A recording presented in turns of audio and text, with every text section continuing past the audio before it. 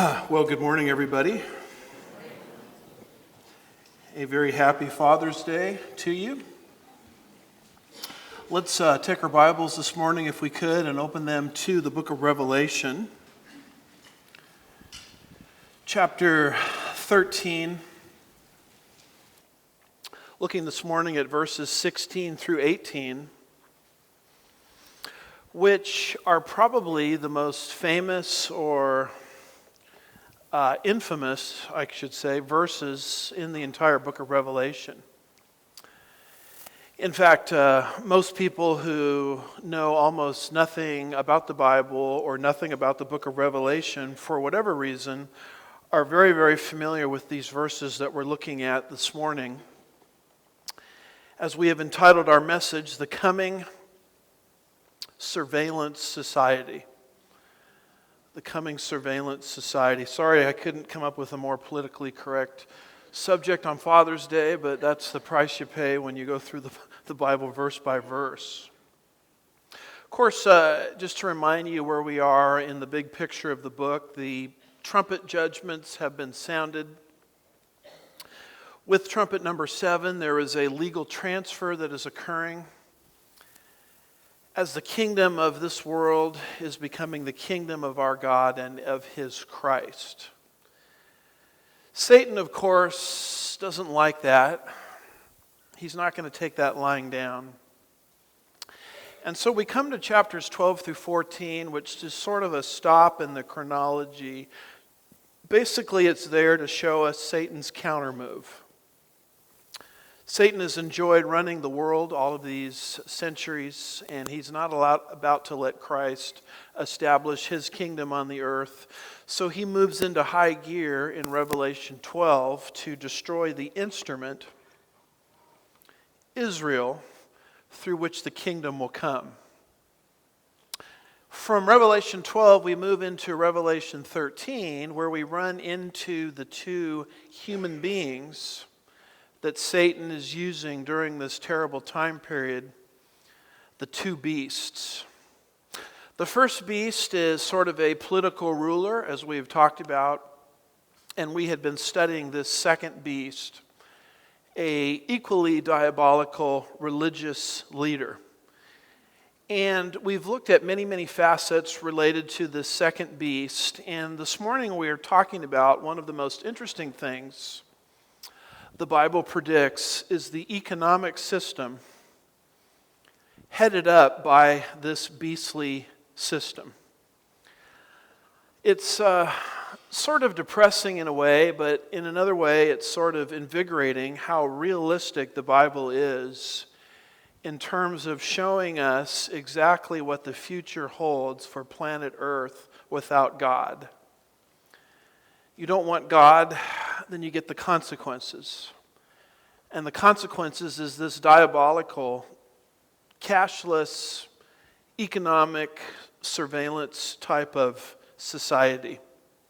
And notice our three-part outline. We have the global economy, verse 16, a global numbering system, verses 16 and 17. And then when we get to verse 18, we get information about the beast's own number that he will have to participate in this system. And this is why people on planet Earth living during this terrible time, and I don't plan on being here, I don't know about you, but they will know exactly who the beast is, and I'll show you that through a numbering system. But notice, first of all, verse 16, the coming global economy. Look, if you will, at the first part of verse 16. He causes all, the small and the great, the rich and the poor, the free and the slaves, to be given a mark on their right hand or on their forehead. You'll notice this word all. You say, well, what does all mean? Well, I think all means all. All means every single human being on planet Earth during this terrible time period. And just to make it clear that all means all, you have described there in verse 16 6 classes of people. Mounts, in his commentary on the book of Revelation, says this concerning this verse: such a coupling of opposites is a way of stressing the totality of human society. John mentions here 6 classes of people from the cultural, social, and economic categories. And he gives the outer edges of each category. The outer edges of the social category, the outer edges of the cultural category, the outer edges of the economic category. The Bible is very clear that this system that's coming will cover every single human being. No one will be exempt unless they go underground and receive great persecution. This, of course, fits very well with other verses of the Bible which tell us that the Antichrist in this terrible time period will have set up over the entire planet a one-world government. Those verses, if you look them all up individually, would reveal that to you. And you can't have a one-world government unless you have a one-world economy. And you can't have a one-world government unless you have a one-world religious system. The one-world religious system is going to be revealed in Revelation 17. The one-world economy is revealed here in these verses 16 through 18. And I'm going to show you a few things today that perhaps you don't want to see. I really don't like talking about these things either, believe it or not. But they are very clearly, to me, stage-setting things, stage-setting events, preparing our world for this system that I think is just on the horizon. Jesus rebuked the religious leaders of his day. And he said this: do you know how to discern the appearance of the sky, Matthew 16 verse 3, but you cannot discern the signs of the times? He rebuked them because they could understand weather patterns. Red sky in the morning, sailor take warning. They understood that, but they did not understand prophetically the season that they were in. And I think that that rebuke could easily apply to the modern day Christian who understands all kinds of information. They know how to pick stocks. They know how to get their kids into the best schools. They know how to make money. They know how to, buy low and sell high. And they know all kinds of information about sports and statistics and baseball and basketball. And you ask them, what are some of the signs of the present age that are setting the stage for the end time? And they will tell you absolutely nothing. They know very little about it. I think there are more signs for the second coming of Christ than there are the first coming of Christ. And consequently, I think our accountability is even higher to understand the signs of the times. We have an eschatological model that we follow here. We believe there's coming upon the earth a tribulation period of 7 years. The way it's described, the tribulation period can't just come into existence in a nanosecond. The stage has to be set properly for it. And so we think this: if the stage is being set for the coming tribulation period, including this information about the one world economy, then the tribulation period must be very close. And if the rapture of the church precedes the tribulation period, and it does, then the rapture is coming even faster. You see that? You look at these signs that are happening and the clouds of darkness that are enveloping the earth, and you say to yourself, the tribulation's coming even fast, very fast. But the world, as I like to say, is growing gloriously dark. Because as the darkness increases, the hope of the rapture, which precedes these events, must be coming even faster. It's a lot like a chessboard. A chess game can't just happen. The board has to be taken out of the box. The players have to take their respective seats. The pieces on the chessboard have to be assembled correctly. And when you see all these things happen, you know that a chess game is about to begin. That's the way to understand these signs of the times. We're nearing an event or a series of events in world history. And one of the things that's very interesting that's spoken of here is this one world economy.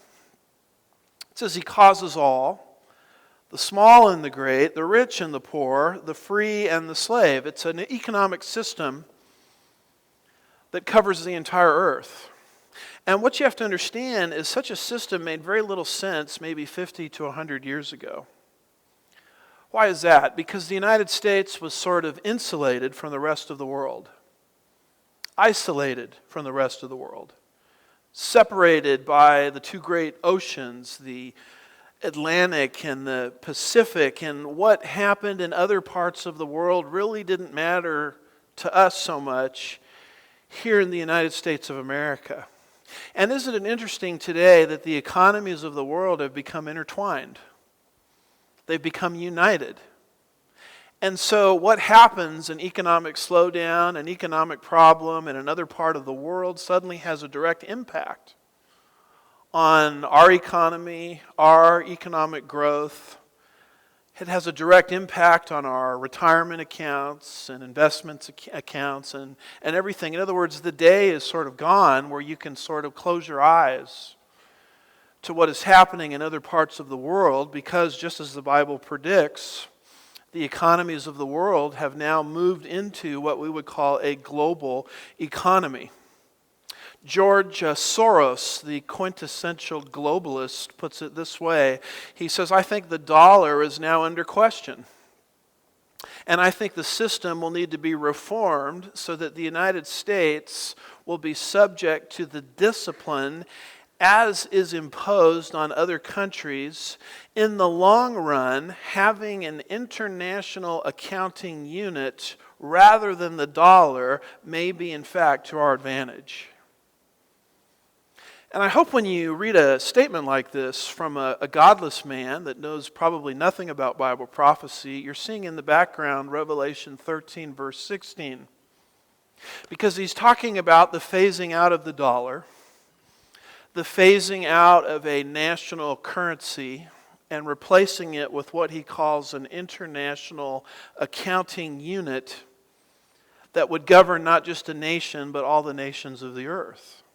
Is this not what John saw back in the first century as he describes it in Revelation 13 and verse 16? And so we move away from this global economy and we get some more information about a global numbering system. And notice what it says there in the middle of verse 16 to the end of verse 17. Those involved will be given a mark on their right hand or on their forehead, and he provides, that's the Antichrist and the second beast, he provides that no one will be able to buy or to sell except the one who has the mark, either the name of the beast or the number of his name. This is a global monitoring system. And it's difficult to understand why Satan would want this unless you understand the doctrine of angels. Angelology, which is a Sunday school class we started this morning. If you don't understand who Satan is as a created being, you cannot understand his ambition or his desire to have this one world system. Ezekiel 28 is a description, verses 12 through 17, of Satan prior to his fall and his ultimate fall. And if you look at the end there of verse 13, Ezekiel 28, God says something very important concerning Satan. He says, on the day you were created. And then down in verse 15, it says, you were blameless in your ways from the day you were created. Satan is a created being. A lot of people look at the battle between God and Satan as sort of like the battle between Rocky and Apollo. Apollo Creed, too many people get their theology from the movies. And they have sort of a view that God and Satan are sort of equals. And they're going into the ring there. And we really don't know who's going to win because Rocky is a very talented boxer. We give a slight edge, of course, to Apollo because he's the heavyweight champ.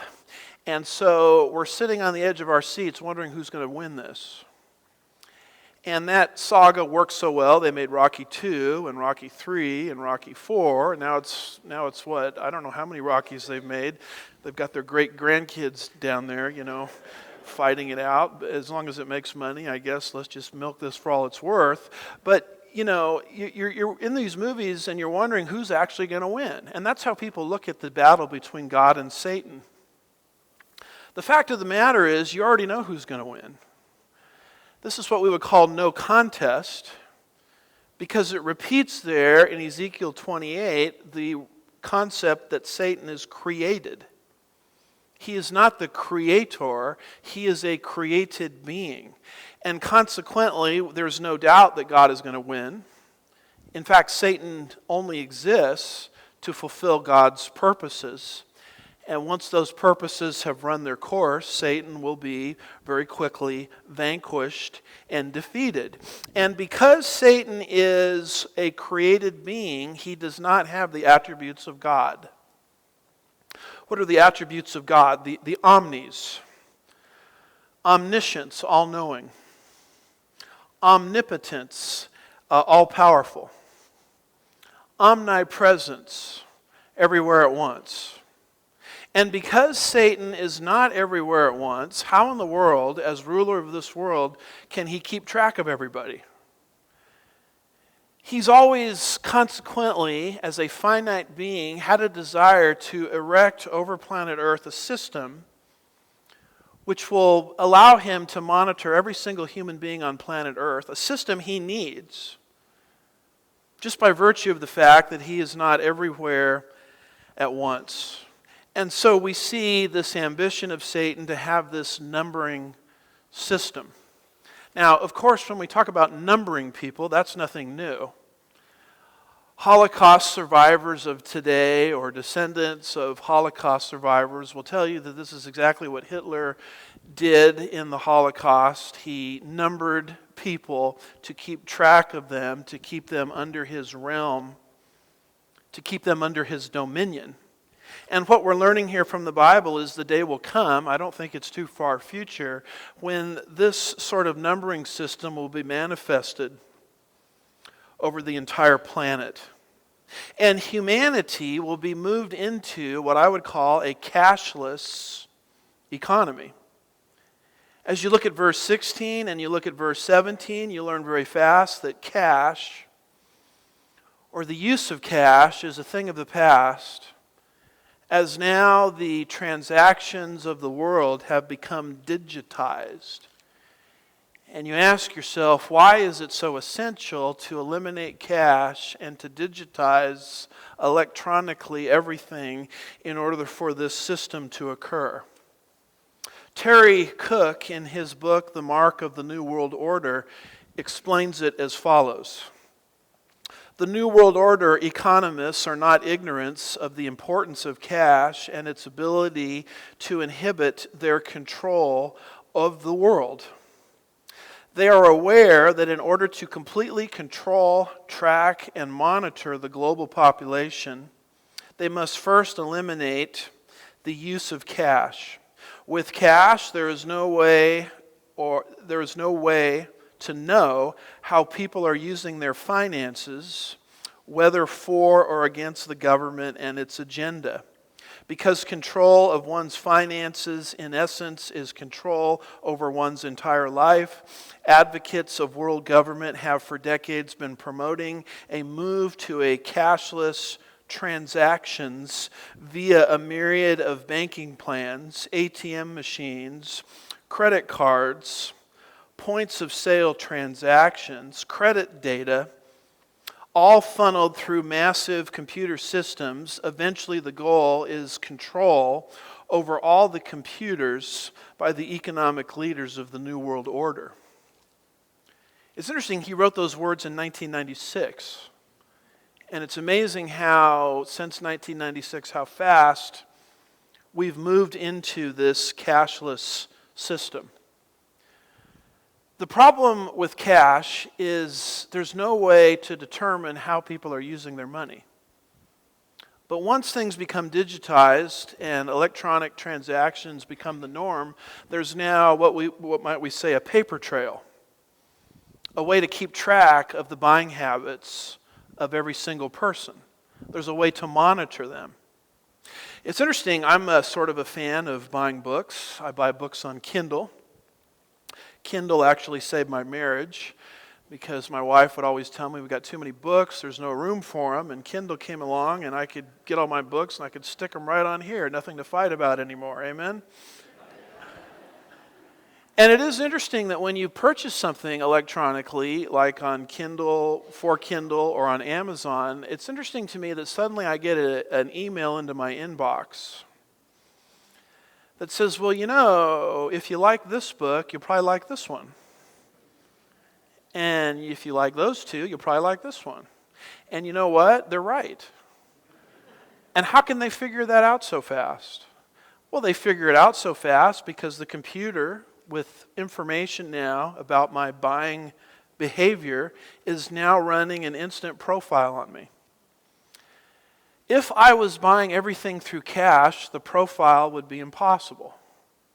But now, with the digitization of these transactions, the computer runs an instant sort of background check on me, if you will, and consequently, it's able to generate information that it couldn't generate via cash-oriented transactions. And so what you discover in our world is cash is being phased out gradually.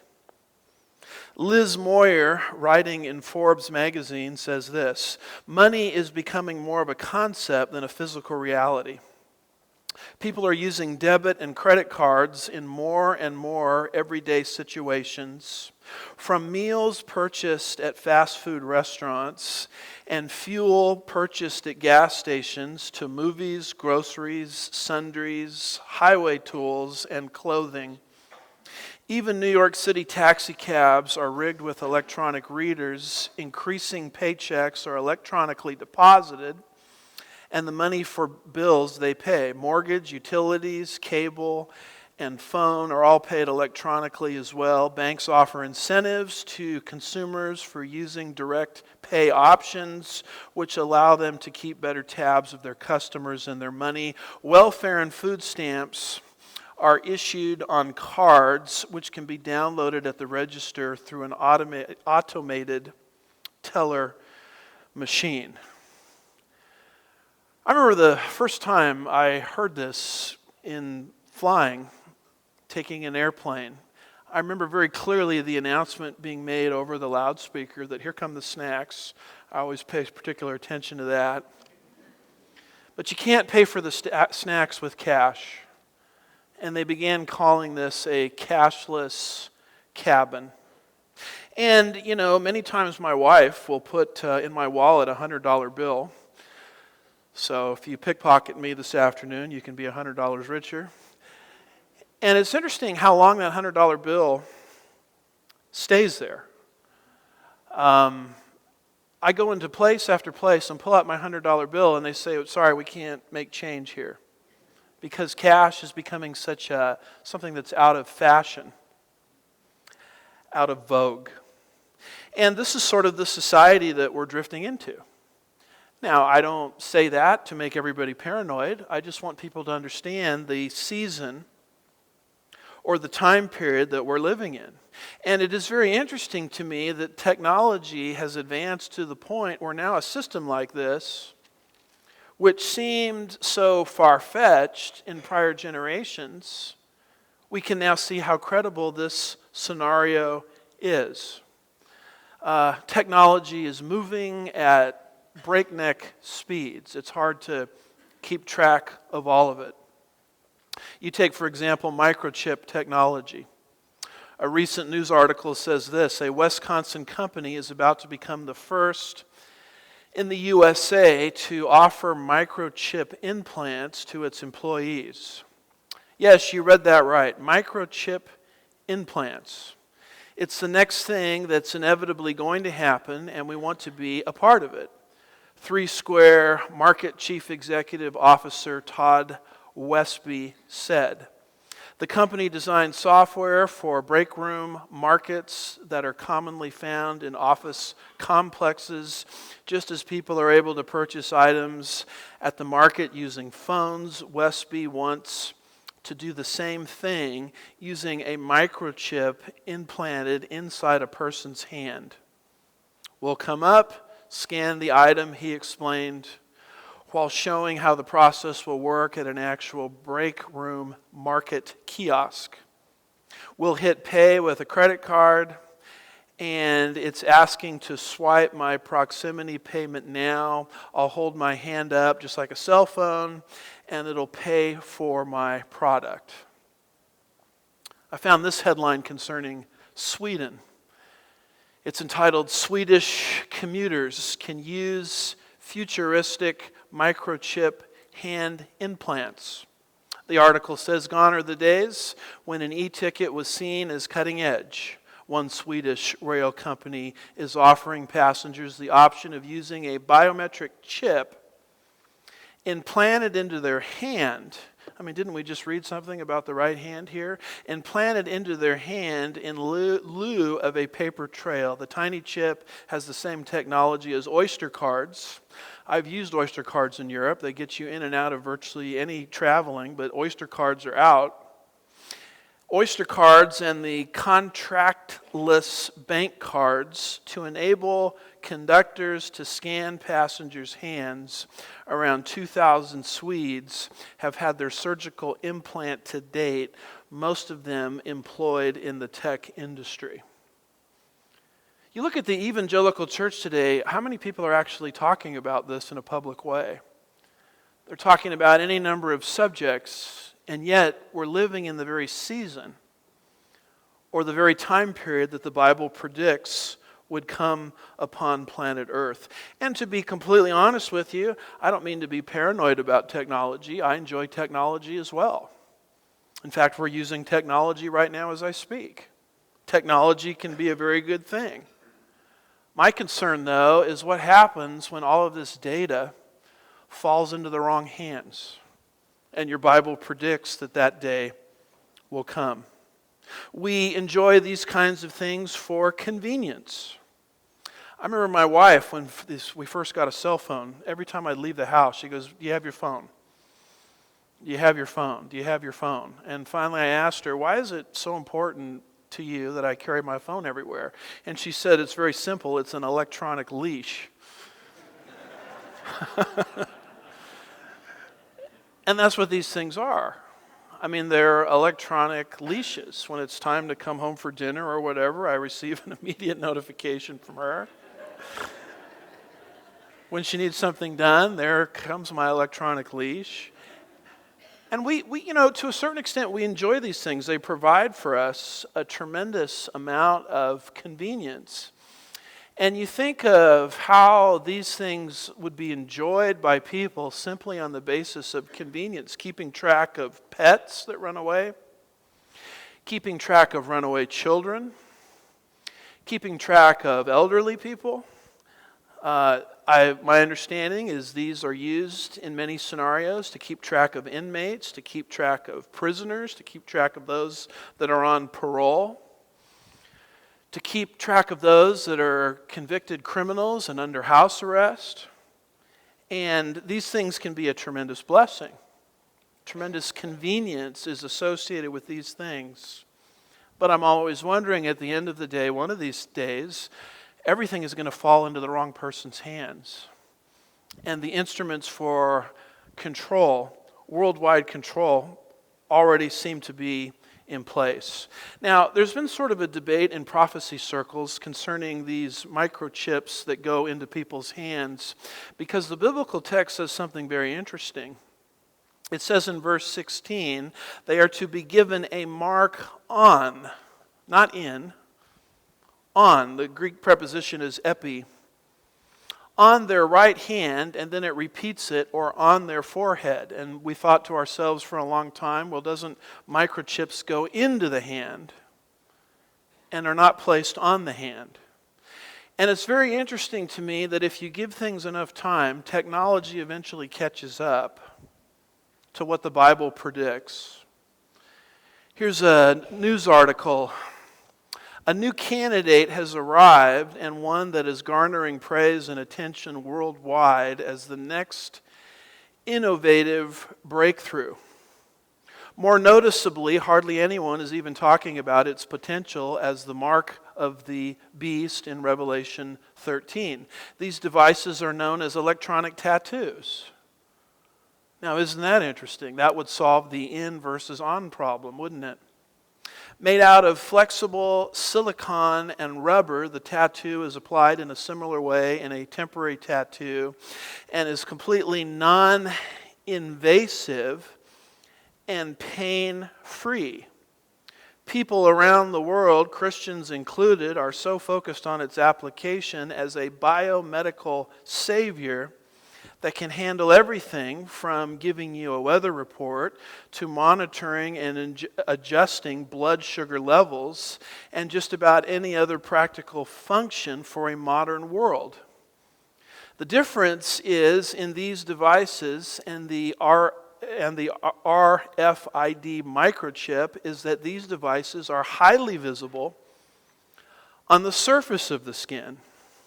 And virtually any design can be used to cloak its very electronic look. One can imagine a design that somehow equates to the number of the beast being the required mark that all of mankind must accept at the hand of the New World Order leader. Technology comes along and pushes things further down the road, and all of a sudden the in versus on problem is resolved.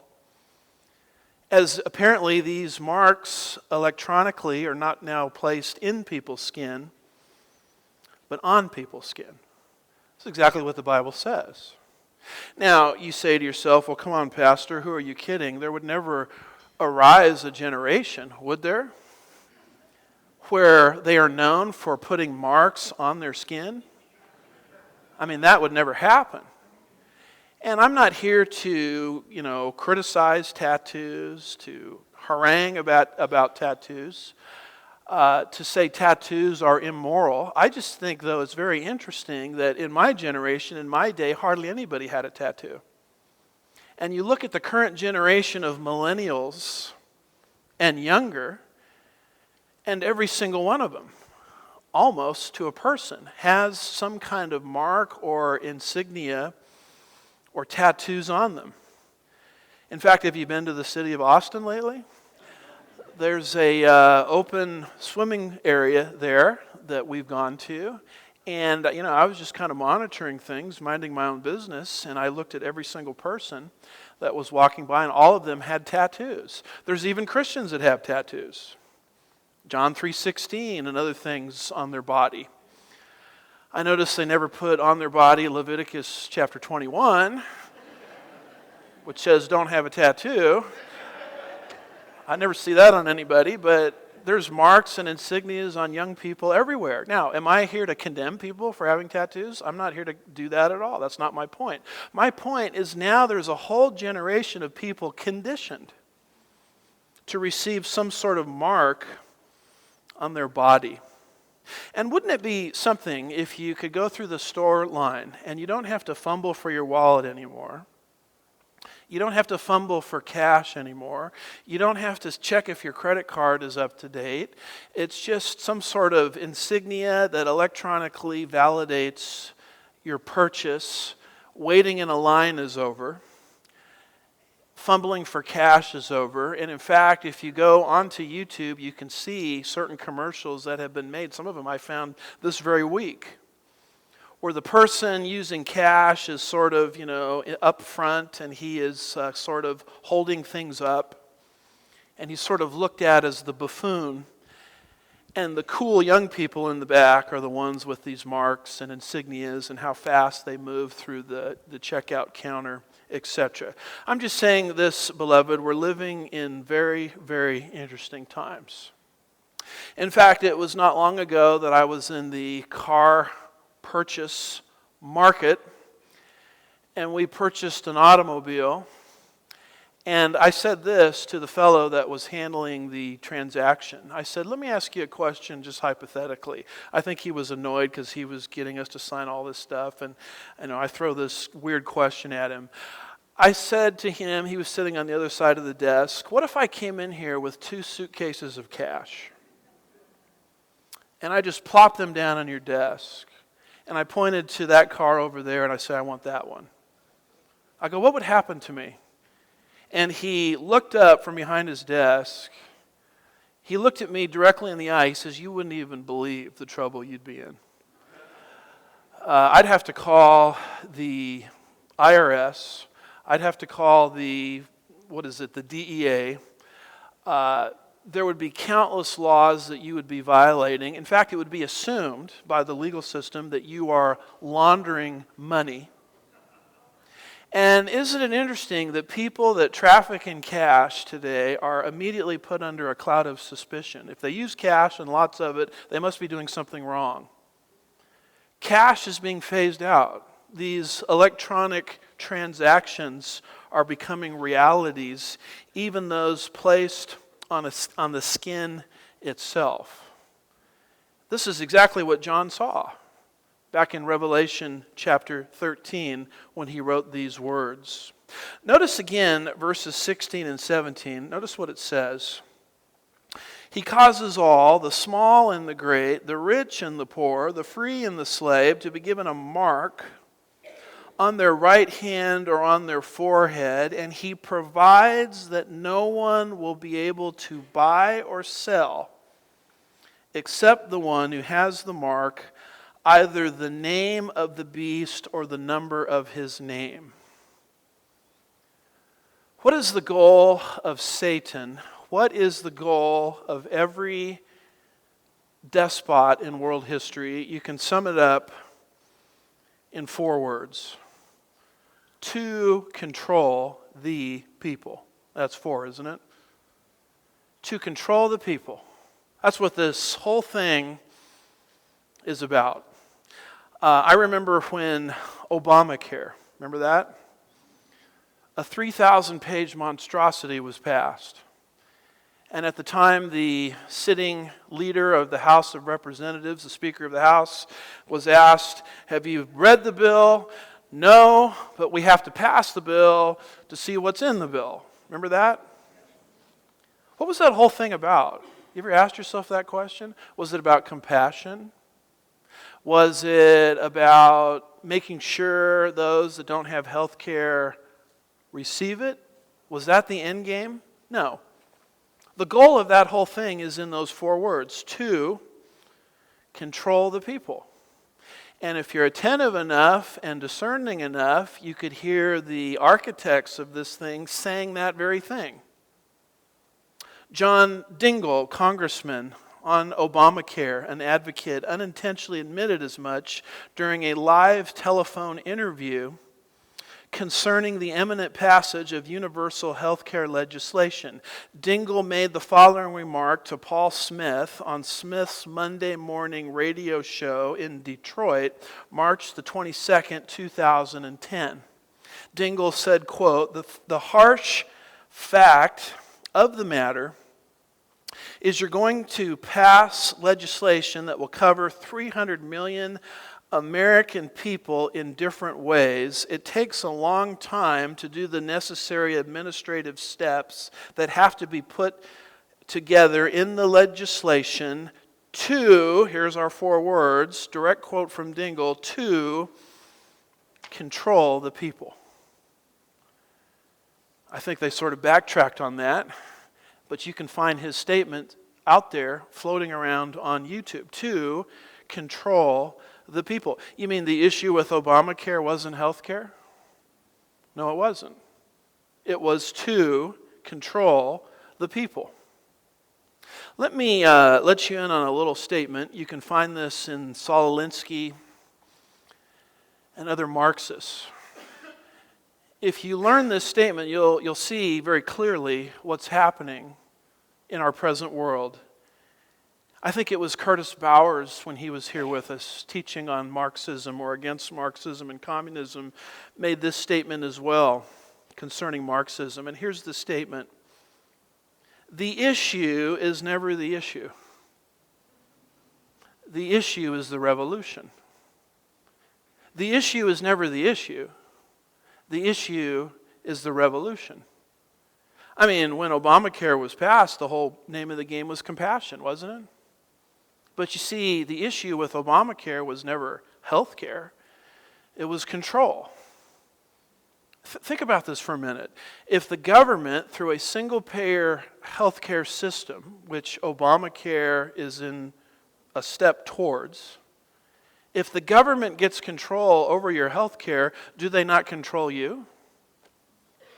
You need that money for a new surgery, heart valve, or whatever. Well, let's look at your record. What kind of church do you go to?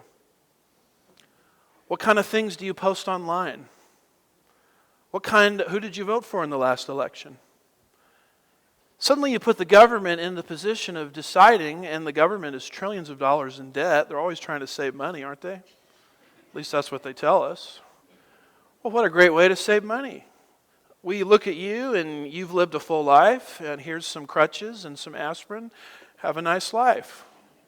You see what happens when health care becomes federalized? The issue was never health care. The issue was the revolution. What's the revolution? To control the people. Lax voter ID is not about lax voter ID. It's about control. It's about signing up a whole bunch of people to keep a certain party in power. Lax immigration is really not about lax immigration.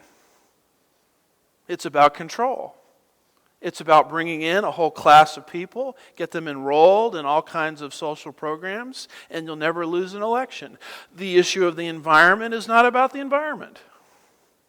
The environment is used as a pretext to get the government to grow, become larger, micromanage all of your decisions and every facet of your life. That's the agenda. The agenda was never the environment. The whitewashing of American history. The fact that your average young person today doesn't know anything about the Declaration of Independence. They don't know anything about the Bill of Rights. They don't know anything about the United States Constitution. How is the changing of our textbooks approached? We need to be tolerant towards all religions and races. But the removal of American history was never really about tolerance. It's about what Karl Marx said. A people that are unaware of their history are easily persuaded. And when you begin to look at things happening in our world through that lens, you'll start to see what's happening and why it's happening. The issue is not the issue. The issue is used as a pretext to advance the revolution. What's the revolution? The Bible explains it. To control the people. And it's very interesting to me how technology has now advanced to the point where this has become a possibility. Today is Father's Day, isn't it? Many of you are going to go out to lunch, go out to dinner, go to restaurants, go to the mall, go to public places. Do yourself a favor. Look at what people are doing in any public place you go to this afternoon. Any public place, you know what they're doing? They're looking at these things. And they're pressing buttons. I would say that any public place you go to this afternoon, half of the people, at least, will not be involved in a conversation. They'll be looking at these devices, pressing buttons, posting, tweeting, sending direct messages. Have you ever asked yourself this question? Where does all that information go? I mean, does it just disappear? Does it go into the clouds? Well, actually, what we learned is, yes, it does go into the cloud. All of this messaging, tweeting, talking back and forth, private messaging, all of that information goes somewhere. It's stored somewhere. Well, where is it being stored? Apparently, it's being stored in Utah. Welcome to Utah, the NASA's desert home for eavesdropping on America by Rory Carroll. Welcome to Utah, the Utah Data Center, a new home for the NSA's exponentially expanding information trove. The $1.7 billion facility, 2 years in the making, will soon host supercomputers to store gargantuan quantities of data from emails and phone calls, Google searches, and other sources. Since January 2011, a reported 10,000 laborers have built 4 25,000 square foot halls filled with servers and cables, plus an additional 900,000 square feet of space for technical support and administration, James Bamford, author of The Shadow Factory, said. He said the public had not yet grasped the significance of Utah's data mining. It's basically a hard drive. It's also a cloud, a warehouse. It'll be storing not just text and audio, but pictures and video. There's a lackadaisical attitude to this. People pay no attention to it until it's too late. You see, what's happened with all of this stuff is vanity has ruled the day. Because I can take little old me, my picture, and put it all over the world, not understanding that the moment I click that button is the moment that data is stored. And once the data is stored, there's now a profile on me. And here's the thing with a profile. You can use the data highly selectively to make anybody look like you want them to look. If you want to turn them into a hero, the data is available to do that through selection. If you want to turn them into a monster, if you want to turn them into a racist, if you want to turn them into a spousal batterer, they can selectively pick pieces of data and turn you into that as well. A generation ago, the technology simply wasn't in place for this to happen. And now exactly what the Bible says has caught up with the technology of the day. If you want to see the future of this whole thing, look directly at China and look at China's social credit score system. Another news article says this: China's chilling dictatorship is moving quickly to introduce social scorecards by which all citizens will be monitored 24/7 and ranked on their behavior. The Communist Party plan is for every one of its 1.4 billion citizens to be at the whim of a dystopian social credit system, and it's on track to be fully operational by the year 2020. Overall scores can go up and down in real time depending on the person's behavior.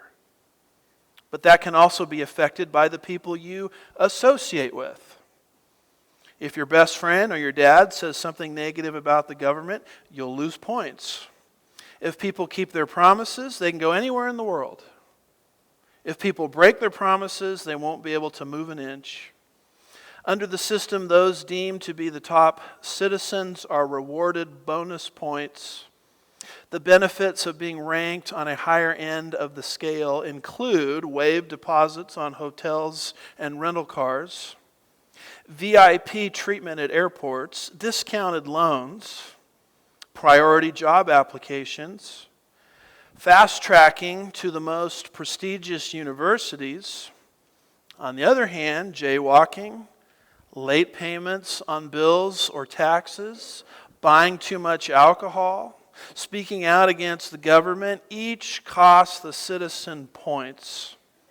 Other mooted, punishable offenses include spending too long on video games, I might qualify on that one, wasting money on frivolous purchases, and posting on social media. Penalties can range from losing the right to travel by plane or train, social media account suspensions, and being barred from government jobs. Chinese journalist Liu Hu is one of the millions who have already amassed a low credit rating. He is now banned from traveling by plane or fast train.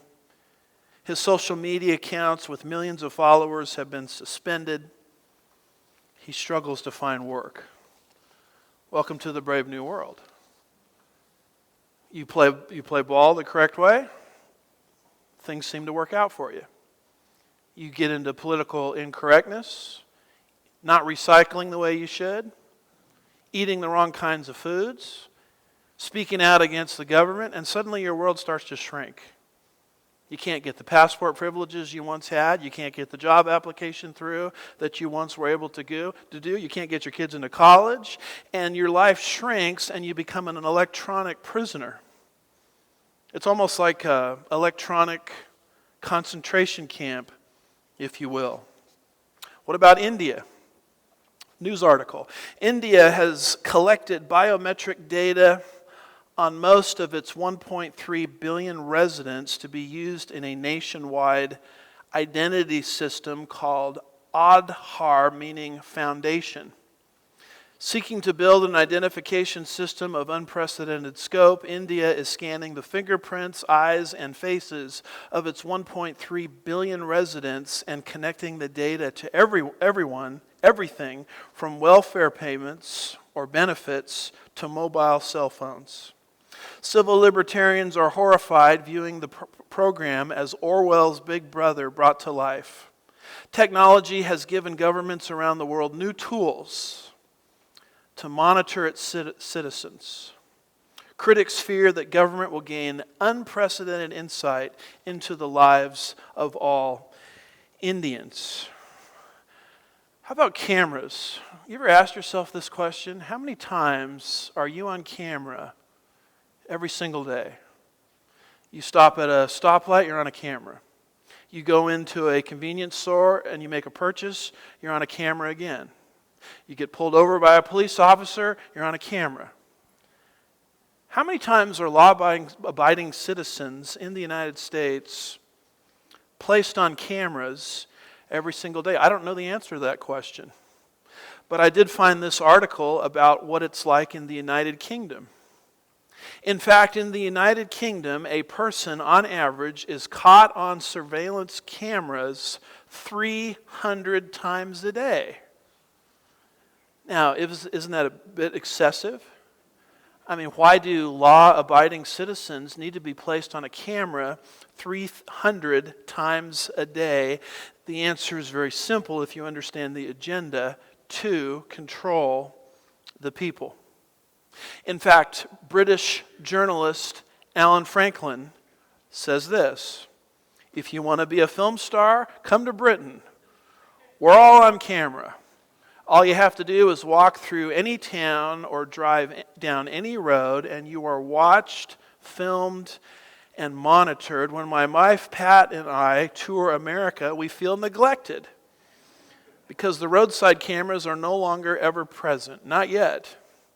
As the world moves towards a Big Brother society beyond the nightmares of George Orwell, who predicted a world in which the state watched everyone, in his 1948 classic novel called 1984, it's like we are inmates of a high-tech prison. Big Brother is watching us in Europe. The rest of the world is not far behind. You say, well, you sound paranoid about technology. No, we've got cameras in here, don't we? You say, I knew it. I knew Andy Woods was part of this conspiracy. Well, as you know, our cameras are in here for good purposes. We want to get our message out to the masses. It's not a scenario where the government is watching what we are doing. But if I was a pastor of a China church, the cameras would be here for a different reason. They would be watching everything that I say and monitoring our behavior every single moment of the service. Another news article. China's Orwellian-like network of surveillance cameras now includes churches. Most churches have government-mandated surveillance cameras that allow the communist government to monitor their congregations' every move. The cameras are a massive network of cameras across China that allow the government to monitor citizens There are an estimated 176 million surveillance cameras across China, and that number could reach 450 million by the year 2020. Did you know, I just discovered this week, that the government in China spends more money monitoring its own citizens than it does protecting them from some sort of international threat? Why is it that law-abiding citizens have to be constantly watched and monitored? If you understand the agenda and you understand Bible prophecy, you know exactly what it's about and where all these things are headed. The world is headed towards a level of enslavement that it's never known before. That's the future without God. And how different the millennial reign of our Lord Jesus Christ. Are you looking forward to that? When He establishes His kingdom on the earth, are we going to be monitored from cradle to grave? Not at all. Isaiah 65 verses 21 and 22 says, "They will build houses and inhabit them. They will also plant vineyards and eat their fruit. They will not build and another inhabit." In other words, the coming kingdom of Jesus is not going to be socialistic or communist. It will be involving true economic justice, where whatever you enjoy, it's what your hands have produced. Limited government, not maximum government. They will plant and they will not plant and another eat. For as the lifetime of a tree, so will be the days of my people, and my chosen ones will wear out the work of their hands. And what a relief that will be when that kingdom is established. Humanity being given the lesson of enslavement in the world without God. The welcome relief of the millennial kingdom. We're moving very fast into the very time the Bible predicts. And let's close here with verse 18 as we look at the beast's number. Notice what it says there in verse 18. If anyone, no, that's not right. 13:18, there we go. Here is wisdom. Let him who has understanding calculate the number of the beast, for the number is that of a man, and his number is 666. Now, if you look at the end of verse 17 and into verse 18, it uses these phrases: name of the beast, number of his name, number of the beast, and the number of a man. And it also uses phrases like this. To figure it out is going to require wisdom. The Greek word Sophia. And it says, let him who has understanding. And then it even says, let him who has wisdom and understanding calculate the number of the beast. Now, that verb calculate is only used one other time in the whole Greek New Testament. And it's used that way in Luke 14, verse 28, which says, for which one of you, when he wants to build a tower, does not first sit down and calculate the cost to see if he has enough resources or money to complete it? Luke 14, verse 28. It's talking about mathematical calculations. You don't build a tower unless you have the right calculations determining do you have enough money to finish the building.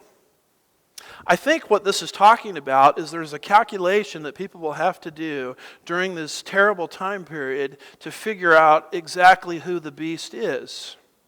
And that takes us into a practice you may have no knowledge of because it's an ancient practice called Gematria. Gematria is the idea that you could take an ancient language, Hebrew or Greek, and if you assign the right number to the right letter, you could spell out anybody's name, and anybody's name will be summed up in a number. So one night, I woke up in a cold sweat, and my wife woke up and she said, "What's the matter?" And I said, "Well, how do I know I'm not the Antichrist?" And she said, go back to bed. And I said, no, this is really bothering me. So I went downstairs, I pulled out this table, I spelled out my name in Greek, and I did not come out to 666, so I was very relieved about that. And I went right back to sleep. But you see, there's coming a man on planet Earth, and this is how everybody will know exactly who he is. You'll be able to spell out his name in Greek. You'll be able to, through the use of Gematria, assign the right number to the right letter. You'll be able to add it up, and his number will be what? 666. That's the number he himself must have in order to participate in the one world economic enslavement system. Now, let me spare you from writing me a lot of emails. Because when I talk like this, I get all these emails from people and texts, and they say, you know, at my job, they're making me carry this card around, and they're giving me a number, and they won't let me in and out of the building unless I have the card, and I'm really worried I might take the mark of the beast. What we see today is the forerunner of the mark of the beast system, but it's not yet in total place. The stage is being set, but it's not yet in complete place. It will not be in complete place until the Antichrist presides over the system, and everybody on planet Earth, through the use of Gematria, knows exactly who the Antichrist is. And when they take the number, they are basically saying we are aligning ourselves consciously with the Antichrist, who we can identify, and in the process they're damning themselves to hell. Today I don't think that's a possibility, because the Antichrist and his identification is not yet present and will not be present until subsequent to the rapture of the church. Now, I've got 6 minutes left. Let me give you this, because if you're researching this, you're going to hit this. We have today a group of people called preterists. Preterist means past.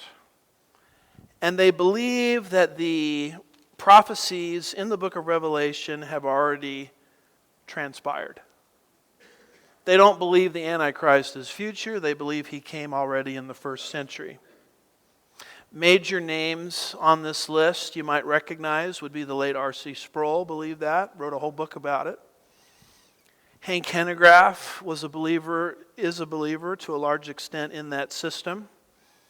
And there's some other names there of people you may recognize or may not recognize. Scott Hahn of Roman Catholicism, one of the great apologists for the Roman Catholic Church, one of the great defenders for Roman Catholicism. When you look at what he has written concerning the book of Revelation, his view is largely what you call preterist. And preterists believe that the name Caesar Nero adds up to 666. And they use this number to say, nothing here to worry about, folks. The Antichrist is not in our future. He already came in the person of Nero. You'll notice that what they do here, they take the Hebrew. You follow? Did you hear what I just said? Not the Greek Gematria, Hebrew. Added it up, Neron, and then threw the title in, Kaiser, Neron Kaiser. They assigned the right number to the right letter, added it up, and it comes out to 666. And they use this to mitigate our belief of a future Antichrist. They think the Antichrist already came. I think, folks, there's some problems with that. I did my master's thesis on this. I spent more time on this. I mean, you should be in prayer right now that I don't tell you everything I know about this. But the first problem with it, very quickly, is why are they using Hebrew? Why aren't they using Greek Gematria? Since John was Greek-speaking and wrote the book of Revelation to the 7 churches of Asia Minor who all spoke Greek. So it's kind of odd that they would use Hebrew here. Beyond that, I would call it cherry picking to fit a preordained outcome. Meaning, to get it to work, they've got to throw the title in of Nero. It doesn't work without the title Caesar.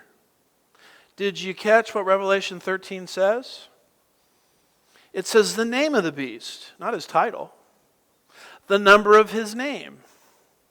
The number of the beast. The number is that of a man. Nothing here about the title, but it doesn't come out Nero to 666 unless the title is tossed in there. Beyond that, give me a single early church father that ever believed Nero was the Antichrist. There's not a single one. I've looked at every single one of them. None of them thought this. And so what R.C. Sproul, Hank Hanegraaff, and all these people have done is they've dipped into German higher criticism and rationalism and liberalism. This stuff comes from higher criticism in Germany. And they brought it into modern-day evangelicalism to try to dispel the belief that there's going to be a future Antichrist. Beyond that, these people are completely inconsistent in their use of numbers.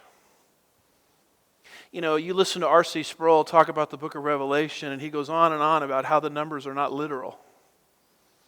The 1,000-year kingdom is not literal. And isn't it interesting how literal he takes 666? I mean, why is that literal if no other number in the book of Revelation is literal? And beyond that, we have a big problem because the book of Revelation could not be a prophecy about Nero because the book of Revelation was written 25 years after Nero was on the scene.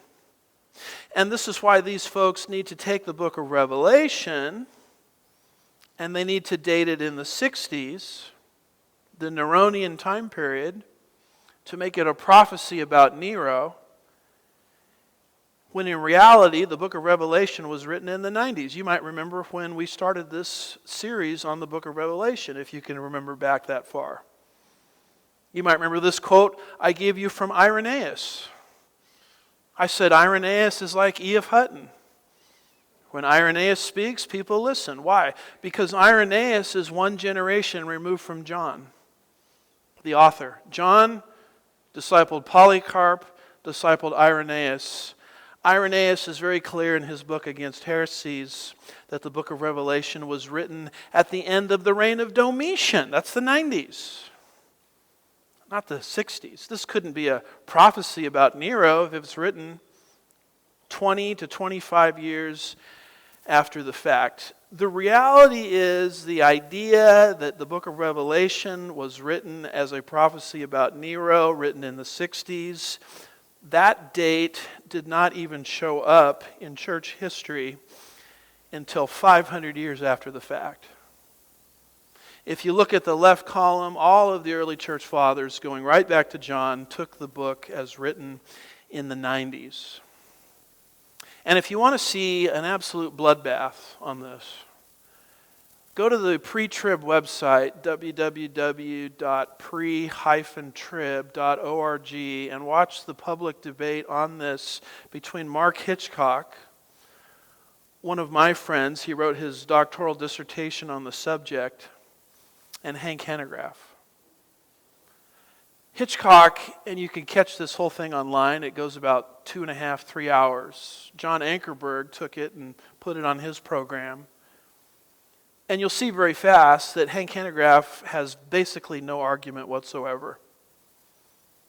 And in fact, when he came to do his opening statement, he didn't even do an opening statement.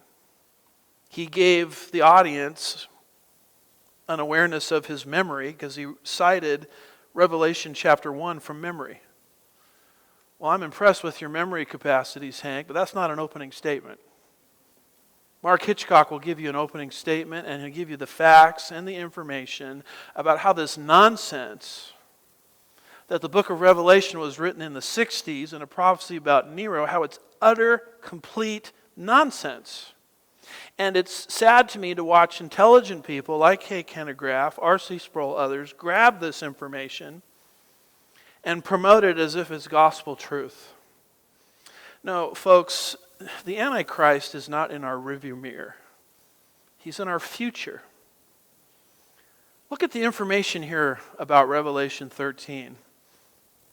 Did Nero usher in a persecution for 42 months? No. Did he control the entire planet? No. Did he force people to receive a mark on their right hand or forehead in order to participate in the global economy? Never did that. Did he coerce the entire world to worship a singular image of him? No, he didn't. Did he rise from the dead? No, he didn't. We've seen very carefully in our study of Revelation 13 about how Antichrist is going to come back from the dead. And in fact, the image set up in the Antichrist's honor is the noun icon, which is a singular noun. I looked at this very carefully in my master's thesis. There is no reference anywhere of a singular image ever being set up in honor of Nero. Images, plural, yes. Multiple statues, yes, but not a singular image. Beyond that, did Nero ever associate with a miracle-working false prophet? No. Did he ever receive global veneration? No. You say, what's the bottom line? The bottom line is the Antichrist is yet to come. And the stage is being set for this coming Antichrist as we have surveyed his coming economic system, his global economy, his global numbering system, and the actual number that he himself will have to participate in the system, allowing every person alive on the earth at the time to know exactly who he is. The reality of the situation is the human race without God is destined to enslavement. That's the end game that Satan won't tell you about. And how interesting it is that Jesus says, whom the Son makes free is what? Free indeed. Jesus is about liberation. Liberating us from our sin, which sends us to hell. Liberating us from that debt. Giving us the Holy Spirit, which allows us to live a life above and beyond the desires of the sin nature in the present. And then, if that weren't all enough, hope of a glorious kingdom where freedom will reign supreme. The nanny state will be a thing of the past. And how do you get those benefits? You get those benefits simply by trusting in what we call the gospel. The gospel means good news, because Jesus did everything possible to bridge the gap between a fallen humanity and a holy God. He died on a cross. He rose from the dead. His final words prior to his death were, "It is finished." It's all paid for. It's all taken care of. So how can you enter into this blessing and these many blessings? You receive it the only way you can receive a gift from God, which is by faith. If you're trying to earn it, you can't have it.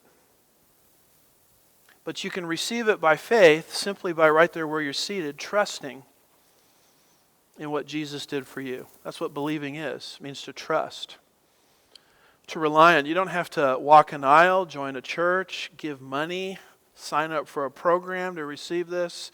It's just a matter of privacy between you and the Lord, where the Spirit places you under conviction and you trust in what He has done for you.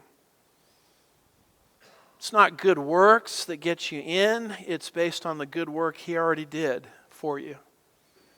And you receive it as a gift. And for people that have never done that, our exhortation to you here at Sugarland Bible Church is to do that. You can do that right now. In the quietness of your own heart and mind and thoughts, you trust in what Jesus has done. You change your mind about Jesus. You stop thinking it's Jesus plus works that gets me in. Jesus plus me being a good person is what gets me in. It's Jesus and Jesus alone and His works. No longer trusting in self, trusting in Him. And you can do that now as I'm speaking. If it's something you need more explanation on, I'm available after the service to talk. Shall we pray? Father, we are grateful for these sobering passages which give us a very sober analysis of our world and where it's headed.